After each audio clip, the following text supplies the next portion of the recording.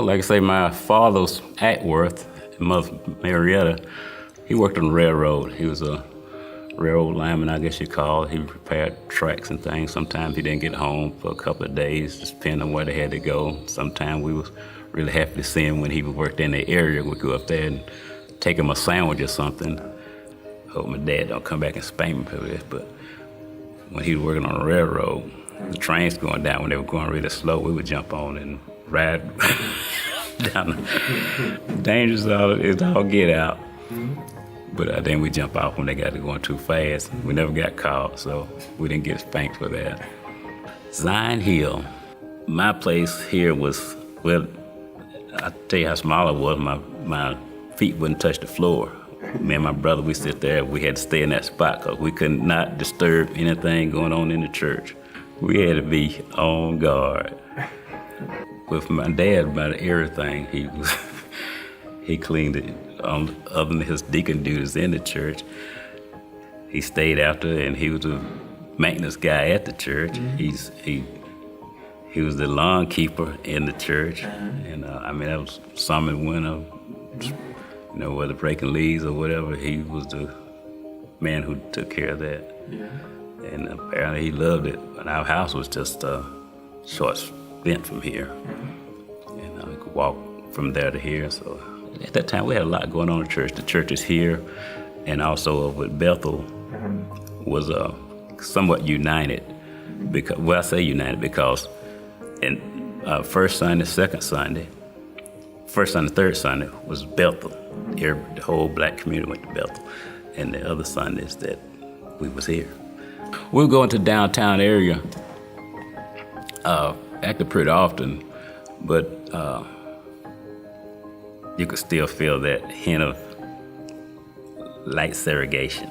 They were fairly decent. I mean, sometimes if a white customer come in and we already there, black guys, they would take them first.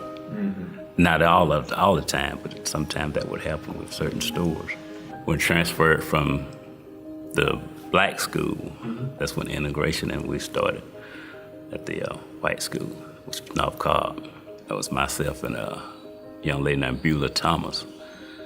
We were the first two there that first year. And we got stairs, and walking down the hall, people would shy away from us. And, really? Yeah, so we kind of was stuck in one little area there. You know, we took lunch and all that together. Well, I had a talk with my mom and dad, and they said, pay no attention, do what you gotta do, and things will get better. And I guess they were right, because things got better. And you know, with the situation, they had to get used to us, and we had to get used to them, you know, different races, and hadn't mingled before so much. I mean, we had in my youth, playing with white kids or whatever, you know, sometimes things go like, sometimes it's peer pressure that causes people to do one thing which they really don't want to do. But eventually, it worked out pretty well.